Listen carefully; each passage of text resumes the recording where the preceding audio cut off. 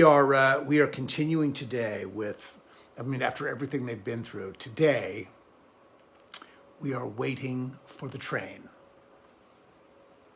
I haven't shown you the chapter headings, but here's the chapter heading. This treatment with the geese flying and the slough is something that gets used often at the headings of chapters. But we're waiting for the train today. "We've got to wait for the train," Pa said. "We can't move to the claim till it comes." Tightly as he nailed and battened the tar paper to the shanty, blizzard winds had torn it loose and ripped it to shreds, letting in snow at sides and roof, and now spring rains were beating it through the cracks.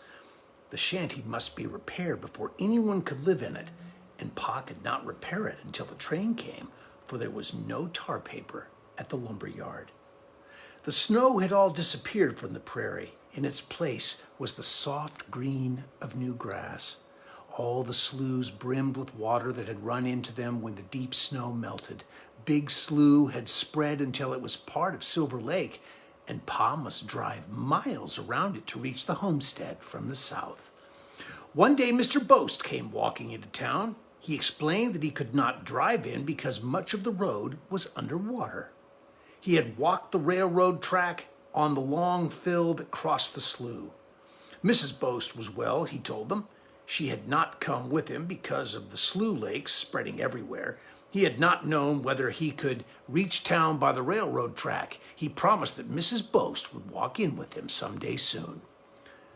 That's always a promise. Mrs. Boast is always coming. She's coming. She really is. One afternoon, Mary Power came, and she and Laura took Mary walking on the high prairie west of town.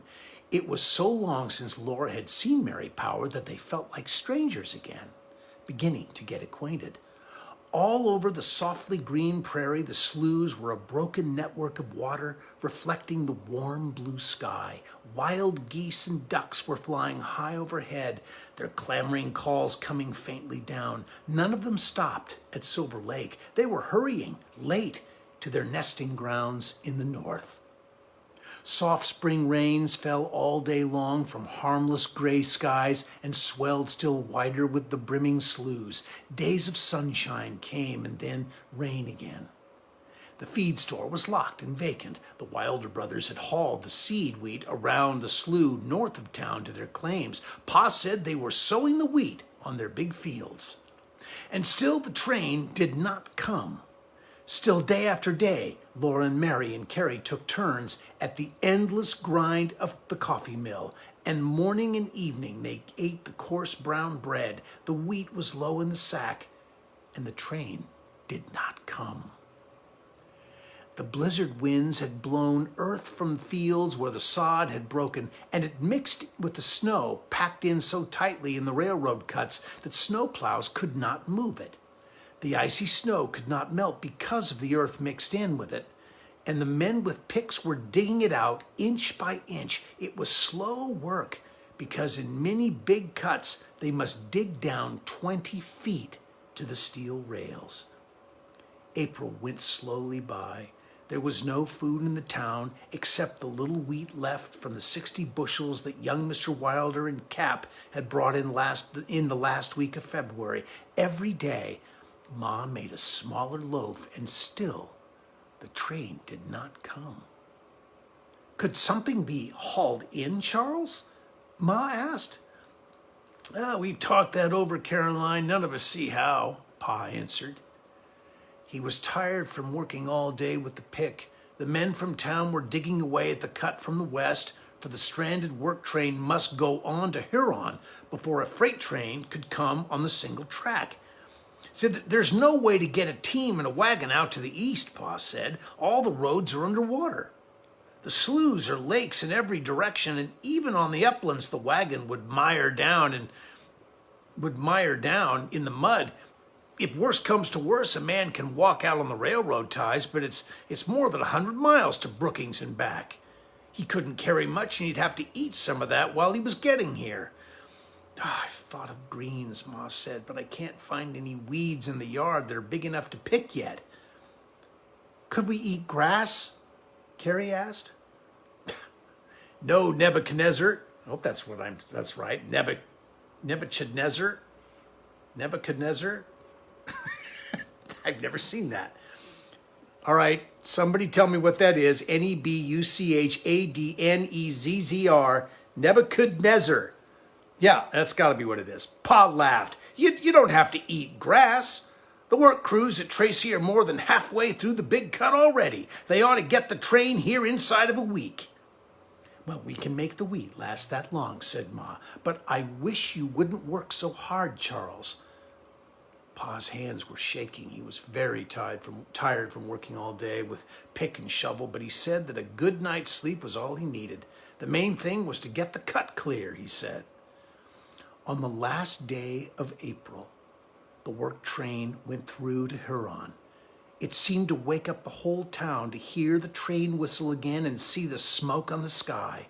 Puffing and steaming and clanging its bell, it stopped at the depot, then pulled out, whistling loud and clear again. It was only a passing train that brought nothing, but a freight train was coming tomorrow. In the morning, Laura woke thinking, the train is coming.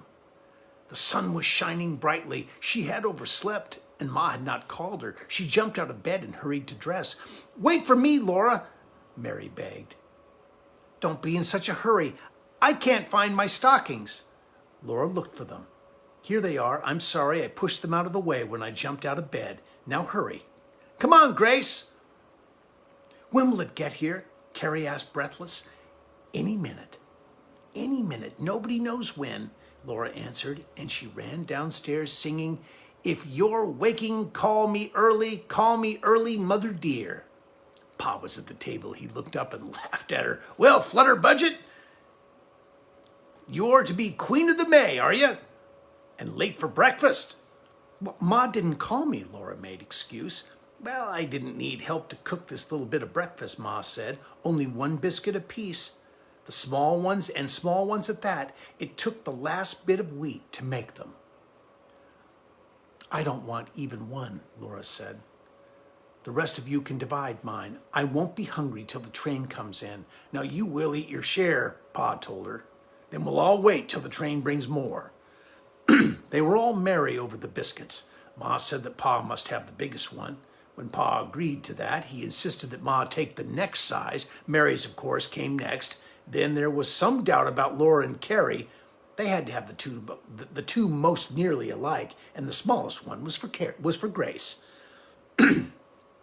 Well, I thought I made them all the same size, Ma protested. Trust a Scotch woman to manage, Pa teased her. You not only make the wheat come out even with the very last meal before the train comes, but you make the biscuit in sizes to fit the six of us. It's a wonder how evenly it comes out, Ma admitted. You are the wonder, Caroline, Pa smiled at her. He got up and put on his hat. I feel good, he declared.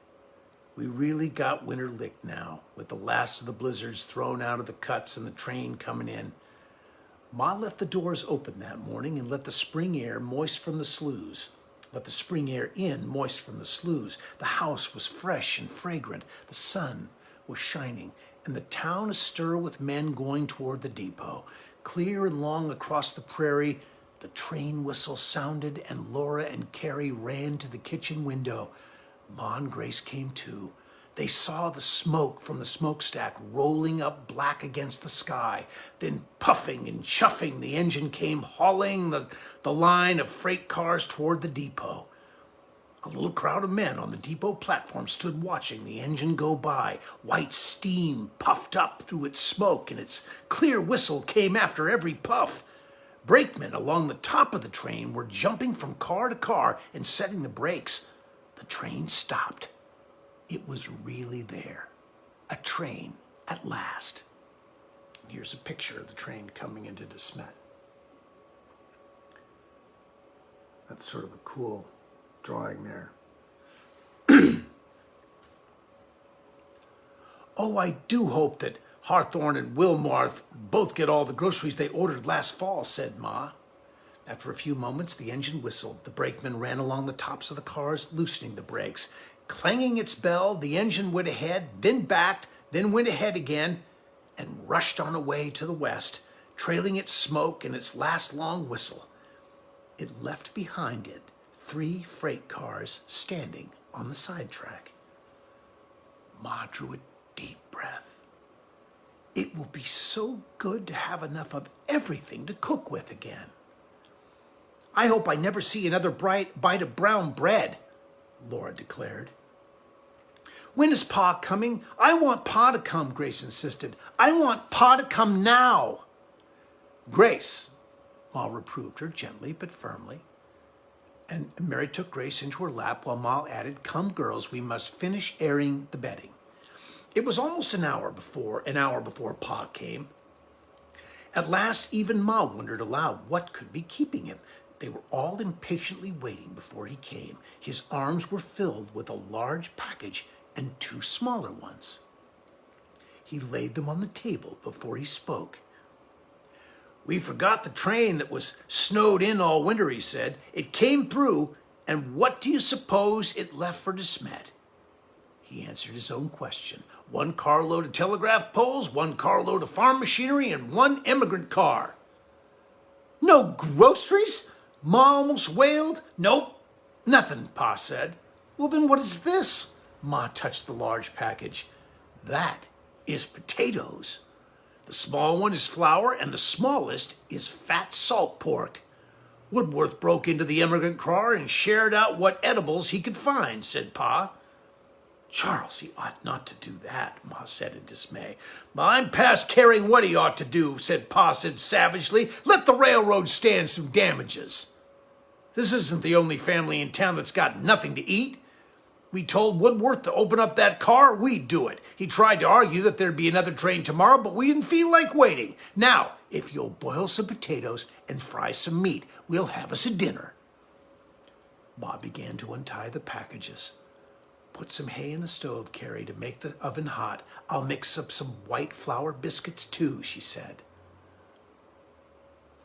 The Christmas Barrel. Here's the chapter for the Christmas Barrel. Next day, the second train came. After its departing whistle had died away, Pa and Mr. Boast came down the street carrying a barrel between them. They upended it through the doorway and stood it in the middle of the front room. "Here's that Christmas barrel," Pa called to Ma. He brought his hammer and began pulling nails out of the barrel head while they all stood around waiting to see what was in it. Pa took off the barrel head, then he lifted away some thick brown paper that covered everything beneath. Clothes were on top. First, Pa drew out a dress of beautifully fine dark blue flannel. The skirt was full pleated and neat, whalebone basque, but buttoned down the front with steel-cut buttons. "Well, this is about your size, Caroline," Pa beamed. "Here, you take it." And he reached again into the barrel. He took out a fluffy, light blue fascinator for Mary and some warm flannel underthings. He took out a pair of black leather shoes that exactly fitted Laura. He took out 5 pairs of white woolen stockings, machine knit. They were much finer and thinner than home knit ones. Then he took out a warm brown coat, a little large for Carrie, but it would fit her next winter. And he took out a red hood and mittens to go with it. Next came a silk shawl. "Oh, Mary," Laura said, "the most beautiful thing, a shawl made of silk. It is dove-colored with fine stripes of green and rose and black and the richest deep fringe with all those colors shimmering in it. Feel how soft and rich and heavy the silk is." And she put a corner of the shawl in Mary's hand. "Oh, lovely," Mary breathed. "Who gets this shawl?" Pa asked. And they all said, "Ma!" Such a beautiful shawl was for Ma, of course. Pa laid it on her arm, and it was like her, so soft yet firm and well-wearing, with the fine, bright colors in it.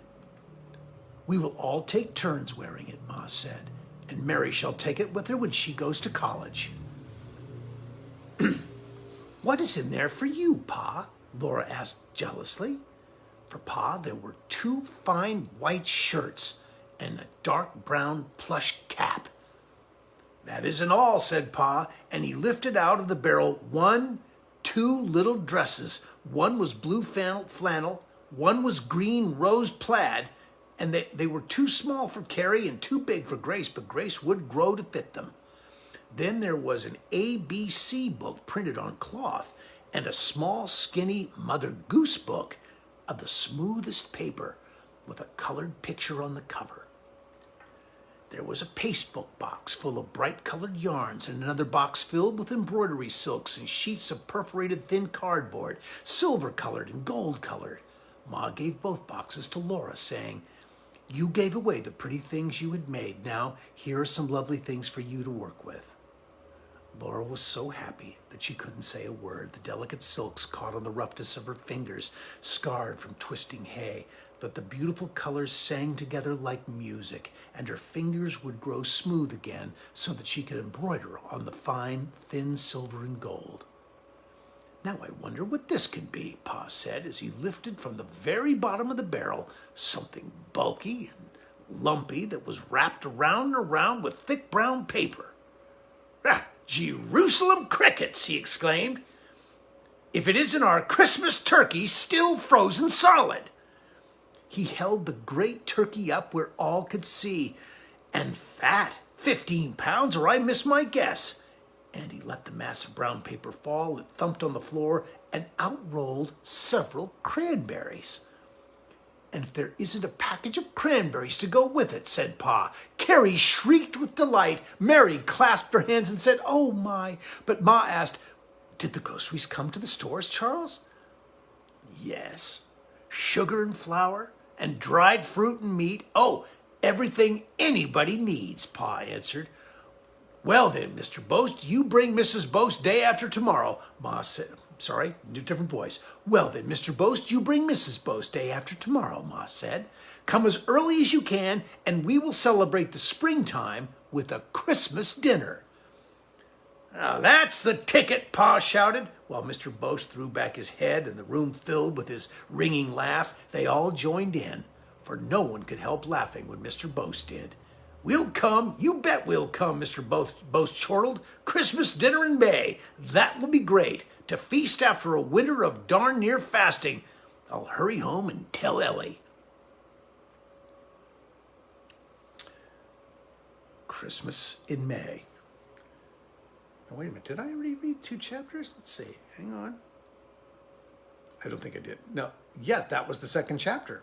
The Christmas Barrel. I think those were pretty short chapters. I think we should continue with a 3rd chapter. Christmas in May. Does that work for everybody? Do we do the 3rd chapter now, or do people have things that they need to do?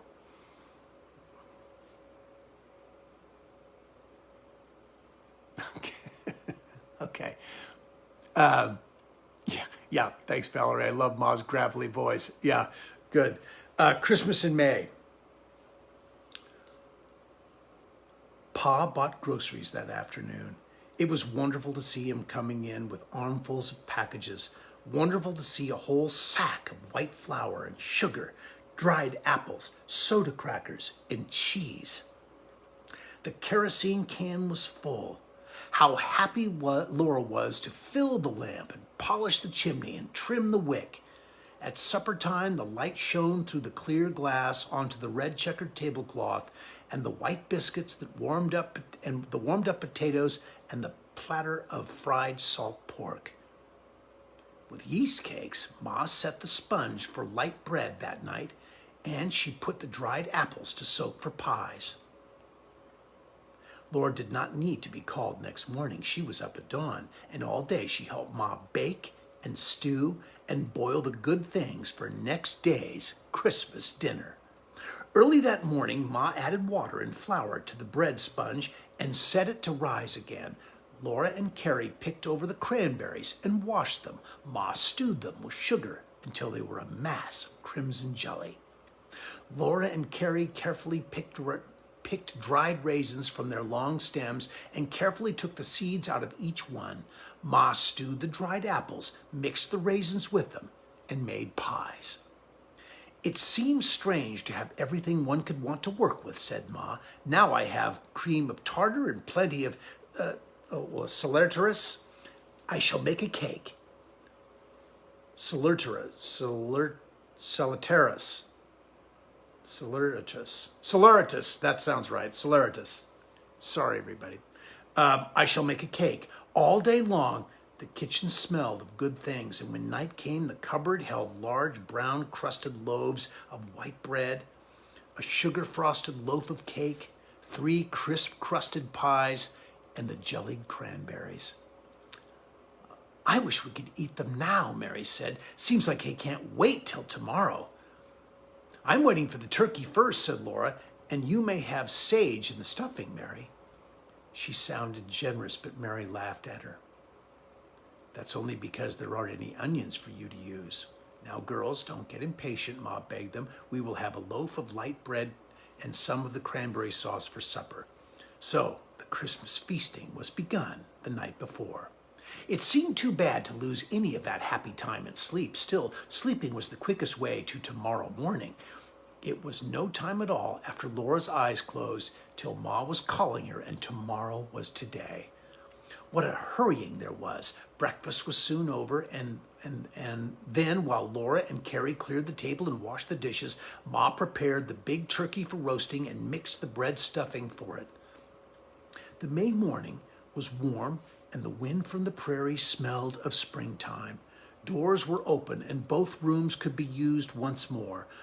Going in and out of the large front room whenever she wanted to gave Laura a spacious and rested feeling, as if she could never be cross again. Ma had already put the rocking chairs by the front windows to get them out of the way in the kitchen. Now the turkey was in the oven, and Mary helped Laura draw the table into the middle of the front room. Mary raised its dropped leaves and spread smoothly over it the white tablecloth that Laura brought her. Then Laura brought the dishes from the cupboard, and Mary placed them around the table. Carrie was peeling potatoes, and Grace was running races with herself the length of both rooms. Ma brought the glass bowl filled with glowing cranberry jelly. She set it in the middle of the white tablecloth, and they all admired the effect. We do need some butter to go with the light bread, though, Ma said. Never mind, Caroline, said Pa. There's tar paper at the lumber yard now. I'll soon fix up the shanty and we'll move out to the homestead in a few days. The roasting turkey was filling the house with scents that made their mouths water. The potatoes were boiling, and Ma was putting the coffee on when Mr. and Mrs. Boast came walking in. For the last mile, I've been following my nose to that turkey, Mr. Boast declared. I was thinking more of seeing the folks, Robert, than of anything else, Mrs. Boast chided him. She was thin, and the lovely rosy color was gone from her cheeks, but she was the same darling Mrs. Boast, with the same laughing, black-fringed blue eyes and the same dark hair curling under the same brown hood. She shook hands warmly with Ma and Mary and Laura and stooped down to draw Carrie and Grace close in to her arms while she spoke to them. Come into the front room and take off your things, Mrs. Boast, Ma urged her. It's good to see you again after so long. Now you rest in the rocking chair and visit with Mary while I finish up dinner. Let me help you, Mrs. Boast asked, but Ma said she must be tired after her long walk, and everything was nearly ready. Laura and I will soon have dinner on the table, said Ma, turning quickly back to the kitchen. She ran against Pa in her haste. Well, we better make ourselves scarce, Boast, said Pa. Come along, and I'll show you the Pioneer Press I got this morning. That'll be good to read a newspaper again, Mr. Boast agreed eagerly. So the kitchen was left to the cooks. Get the big platter to put the turkey on, Ma said, as she lifted the heavy dripping pan out of the oven. Laura turned to the cupboard and saw on the shelf a package she had not seen there before. What is that, Ma? She asked. Well, I don't know. Look and see. Ma told her, and Laura undid the paper. There was a small plate and a ball of butter. Butter! It's butter! She almost shouted. They heard Mrs. Boast laugh. Just a little Christmas present, she called. Pa and Mary and Carrie exclaimed aloud in delight, and Grace squealed long and shrill while Laura carried butter to the table.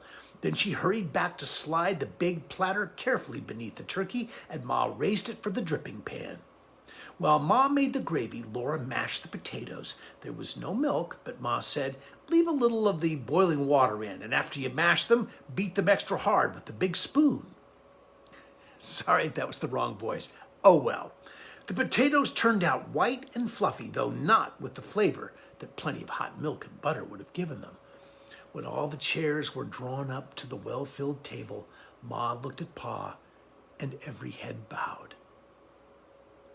"Lord, we thank thee for all thy bounty." That was all Pa said, but it seemed to say everything.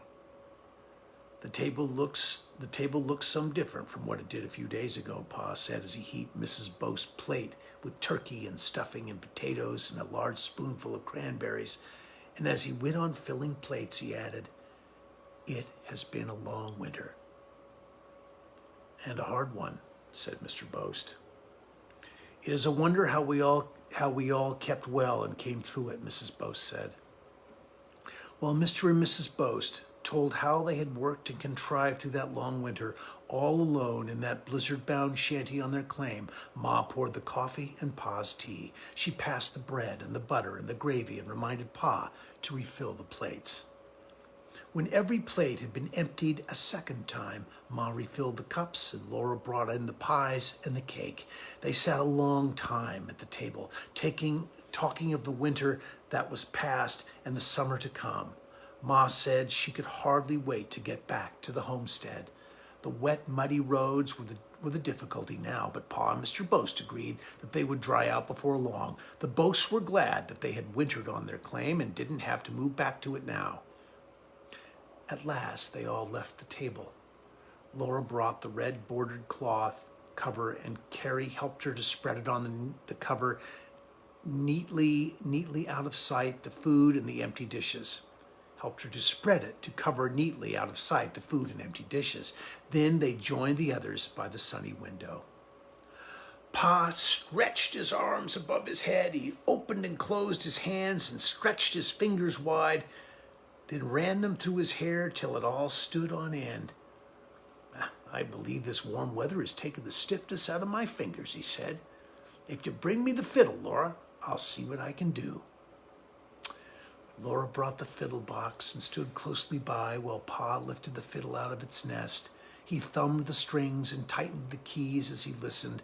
Then he rosined the bow and drew it across the strings. A few clear, true notes softly sounded. The lump in Laura's throat almost choked her. Pa played a few bars and said, "This is a new song I learned last fall, the time we went to the Volga near to clear the tracks. You hum the tenor along with the fiddle, Boast, while I sing it through the first time. A few times over and you'll all pick up the words." They all gathered round to listen while he played again the opening bars. Then Mr. Boast's tenor joined the fiddle voice and Pa's voice singing, "This life is a difficult riddle, for how many people we see with faces as long as a fiddle that ought to be shining with glee. I am sure in this world there are plenty of good things enough for us all, and yet there's not one out of 20 but thinks that his share is too small. Then what is the use of repining? For where there's a will, there's a way, and tomorrow the sun may be shining, although it is cloudy today. Do you think that by sitting and sighing you'll ever obtain what you want? It's cowards alone that are crying and foolishly saying, 'I can't.' It's only by plodding and striving and laboring up the steep hill of life that you'll ever be thriving, which you'll do if you've only the will." Well, that's got a little bit of a, yeah, right. This was a cold read. I wasn't planning on reading this chapter today, so I'm sorry I'm not as melodious with that read. But they were all humming the melody now, and when the chorus came again, Mrs. Boast's alto, Ma's contralto, and Mary's sweet soprano joined Mr. Boast's tenor and Pa's rich bass, singing the words, and Laura sang too, soprano. Then what is the use of repining, for where there's a will, there's a way. And tomorrow the sun may be shining, although it is cloudy today. And as they sang, the fear and the suffering of the long winter seemed to rise like a dark cloud and float away on the music. Spring had come. The sun was shining warm. The winds were soft, and the green grass growing. And that's the end of the story. It jumped out at us.